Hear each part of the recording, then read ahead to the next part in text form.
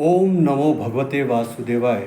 ओम नमो नारायणाय। श्रीमद् भागवत गीता अथ षोडशोध्याय। श्री भगवान उवाच। श्री भगवान बोले, भय का सर्वथा अभाव, अंतःकरण की पूर्ण निर्मलता, तत्व ज्ञान के लिए ध्यान योग में निरंतर दृढ़ स्थिति और सात्विक दान, इंद्रियों का दमन, भगवान, देवता और गुरुजनों की पूजा तथा अग्निहोत्र आदि उत्तम कर्मों का आचरण एवं वेद शास्त्रों का पठन पाठन तथा भगवान के नाम और गुणों का कीर्तन, स्वधर्म पालन के लिए कष्ट सहन और शरीर तथा इंद्रियों के सहित अंतःकरण की सरलता।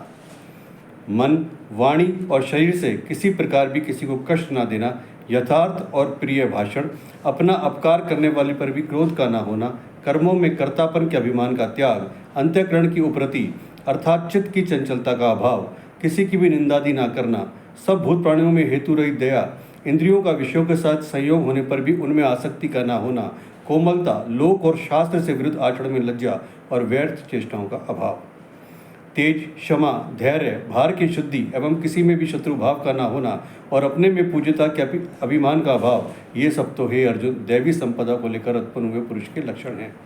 हे पार्थ, दंभ, घमंड और अभिमान तथा क्रोध, कठोरता और अज्ञान भी ये सब आसुरी संपदा को लेकर उत्पन्न हुए पुरुष के लक्षण हैं। दैवी संपदा मुक्ति के लिए और आसुरी संपदा बांधने के लिए मानी गई है। इसलिए हे अर्जुन, तू शोक मत कर, क्योंकि तू दैवी संपदा को लेकर उत्पन्न हुआ है। हे अर्जुन, इस लोक में भूतों की सृष्टि यानी मनुष्य समुदाय दो ही प्रकार का है, एक तो दैवी प्रकृति वाला और दूसरा आसुरी प्रकृति वाला। उनमें से दैवी प्रकृति वाला तो विस्तार पूर्वक कहा गया, अब तू आसुरी प्रकृति वाले मनुष्य समुदाय को भी विस्तार पूर्वक मुझसे सुन। आसुर स्वभाव वाले मनुष्य प्रवृत्ति और निवृत्ति इन दोनों को ही नहीं जानते, इसलिए उनमें ना तो बाहर भीतर की शुद्धि है, ना श्रेष्ठ आचरण है और ना सत्य भाषण ही है। वे आसुरी रहित प्रकृति वाले मनुष्य कहा करते हैं कि जगत आश्रय रहित, सर्वथा असत्य और बिना ईश्वर के अपने आप केवल स्त्री पुरुष के संयोग से उत्पन्न है, अतएव केवल काम ही इसका कारण है, इसका सिवा और क्या है। इस मिथ्या ज्ञान को अवलंबन करके जिनका स्वभाव नष्ट हो गया है तथा जिनकी बुद्धि मंद है, वे सबका अपकार करने वाले क्रूर कर्मी मनुष्य केवल जगत के नाश के लिए ही समर्थ होते हैं। वे दंभ, मान और मद से युक्त मनुष्य किसी प्रकार भी पूर्ण न होने वाली कामनाओं का आश्रय लेकर अज्ञान से मिथ्या सिद्धांतों को ग्रहण करके भ्रष्ट आचरणों को धारण करके संसार में विचरते हैं तथा वे मृत्यु पर्यंत रहने वाली असंख्य चिंताओं का आश्रय लेने वाले, विषय भोगों के भोगने में तत्पर रहने वाले और इतना ही सुख है इस प्रकार स्मारने वाले होते हैं। वे आशा की सैकड़ों फांसियों से बंधे हुए मनुष्य काम क्रोध के प्राण होकर विषय भोगों के लिए अन्यायपूर्वक धनादि पदार्थों का संग्रह करने की चेष्टा करते हैं। वे सोचा करते हैं कि मैंने आज यह प्राप्त कर लिया है, अब इस मनोरथ को प्राप्त कर लूँगा, मेरे पास ये इतना धन है और फिर भी ये हो जाएगा। वह शत्रु मेरे द्वारा मारा गया और उन दूसरे शत्रु को भी मैं मार डालूंगा। मैं ईश्वर हूँ, मैं ईश्वर को भोगने वाला हूँ, मैं सब सिद्धियों से युक्त हूँ और बलवान तथा सुखी हूँ। मैं बड़ा धनी और बड़े कुटुंब वाला हूँ, मेरे समान दूसरा कौन है। मैं यज्ञ करूँगा, दान दूंगा, आमोद प्रमोद करूँगा। इस प्रकार अज्ञान से मोहित रहने वाला तथा अनेक प्रकार से भ्रमित चित्त वाले मोहरूप जाल से समावृत और विषय भोगों में अत्यंत आसक्त आसुर लोग महान अपवित्र नरक में गिरते हैं।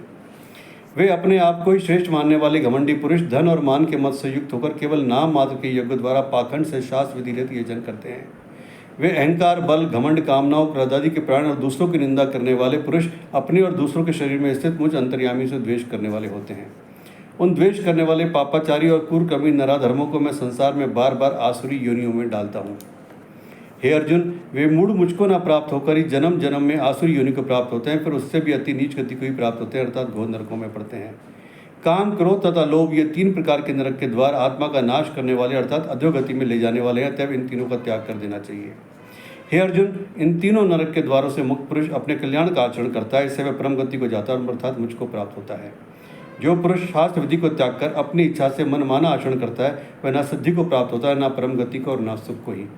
इससे तेरे लिए इस कर्तव्य कर्म और अकर्तव्य की अवस्था में शास्त्रीय प्रमाण है, ऐसा जानकर तू शास्त्र विधि से नियत कर्म ही करने योग्य है। ओम तत्सदिति श्रीमद्भगवद्गीतासु उपनिषत्सु ब्रह्म विद्यायां योग शास्त्रे श्री कृष्ण अर्जुन संवादे देवासुर संपत्ति भाग योगो नाम षोडशोऽध्याय। ओम नमो नारायणाय। ओम नमो भगवते वासुदेवाय।